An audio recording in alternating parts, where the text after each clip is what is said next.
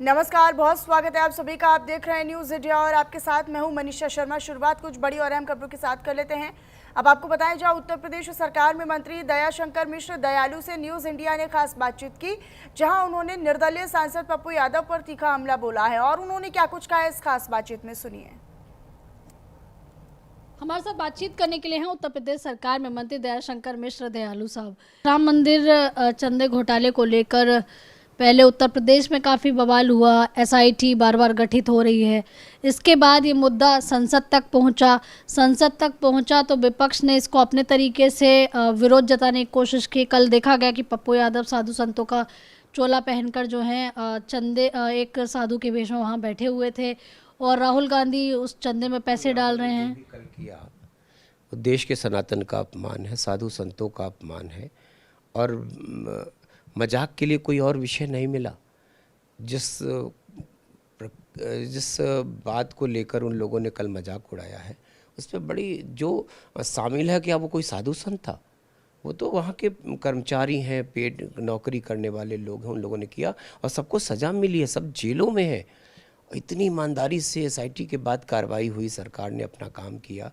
लेकिन अब साधु संत का भेष धर के उनका मजाक उड़ाना, जिस वस्त्र की, जिस गेरुए की, जिस चोले की कल उन लोगों ने पहन के बड़ी सस्ती, बड़ी ओछी, बड़ी ही गिरी राजनीति का कल उन्होंने मुजाहिरा किया वहाँ। और मुझको लगता है कि ये सनातन का अपमान है, साधु संतों का अपमान है और निश्चित ही पीड़ा हुई। आपने देखा कि जिस तरीके से हमारे संत समाज के लोगों को लगा कि मजाक उड़ाने के लिए क्या यही वेशभूषा थी, मजाक उड़ाने के लिए क्या संत समाज ही था।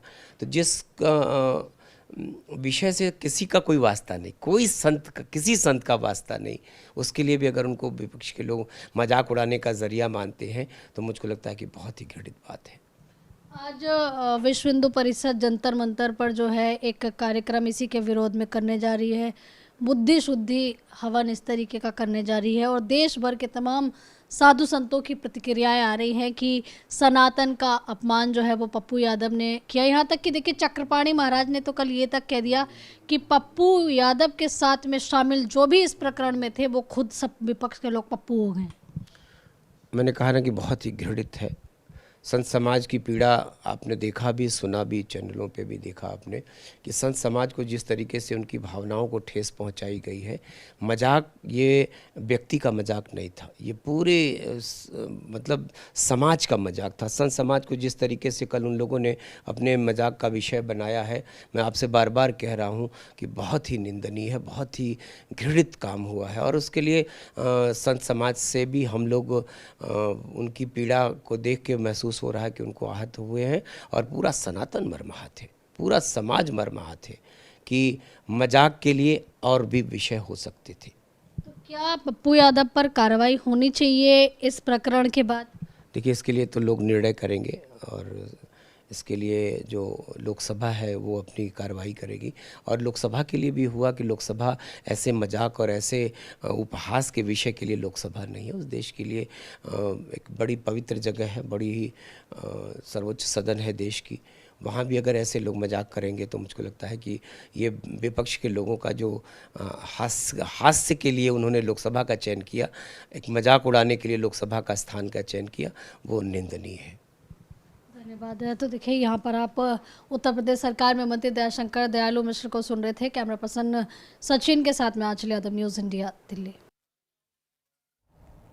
प्रधानमंत्री नरेंद्र मोदी ने जंतर मंतर पर हुई तमाम घटनाओं को लेकर जेनजी को संबोधित करते हुए कहा कि बचपन में गलतियां होती हैं और उन्हें माफ किया जाना चाहिए। उन्होंने बच्चों की भाषा पर चिंता जाहिर की। इसी को लेकर हमारे संवाददाता ने यूपी सरकार में वरिष्ठ मंत्री सुरेश कुमार खन्ना से खास बातचीत की है, सुनवा देते हैं आपको। हमारे साथ बातचीत करने के लिए हैं उत्तर प्रदेश सरकार में मंत्री सुरेश खन्ना साहब।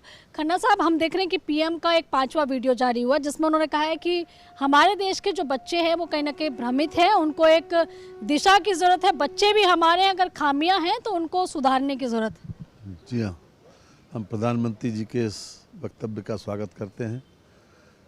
कल रात उन्होंने इंस्टाग्राम पर दिया था। निश्चित रूप से प्रधानमंत्री जी ने ठीक ही कहा है कि बच्चों को भ्रमित किया भी जा रहा है। जिस प्रकार से इस आंदोलन में देखने को मिला सरकार ने पूरी संजीदगी के साथ उन लोगों के खिलाफ कार्रवाई की जो लोग इसके लिए जिम्मेदार थे और लोगों को गिरफ्तार भी किया, उनके खिलाफ कानूनी कार्रवाई भी की और हर तरीके से सरकार ये चाहती थी कि लोगों को न्याय मिले और इसीलिए इतनी तत्परता के साथ नीट की परीक्षा भी हो गई और सफलतम परीक्षा हुई उसके बाद भी। आज मैं समझता हूँ कि जितनी भी सरकारें रहीं पीछे की, चाहे वो कांग्रेस की सरकार रही हो, चाहे स्टेट्स में किसी की सरकार रही हो, कांग्रेस के ज़माने में भी, चाहे कर्नाटक हो, चाहे हिमाचल हो, कई जगह पर पर्चा लीक हुआ और उनके करीबी लोग जो लोग इसके लिए जिम्मेदार थे, उनको जब ये कहा गया कि तुम इस्तीफ़ा दो तो उन्होंने कहा कि ये तो उनका निजी मामला है। ये बात मैं इसलिए कह रहा हूँ कि कर्नाटक में ऐसा हुआ था, पंजाब में भी हुआ। तो ये अपने आप में हमारी सरकार तो पूरी तरीके से पारदर्शिता के आधार के ऊपर चल रही है। वहीं राम मंदिर पर लेकर मजाक एक देखने के लिए मिला। संसद में कल पप्पू यादव चोला पहन के और चंदा चोरी वाले मामले को दिखाने की कोशिश की। साधु संत समाज जो काफ़ी नाराज उनसे नजर आ रहा है। आज लखनऊ से लेकर दिल्ली तक विरोध प्रदर्शन हो रहा है।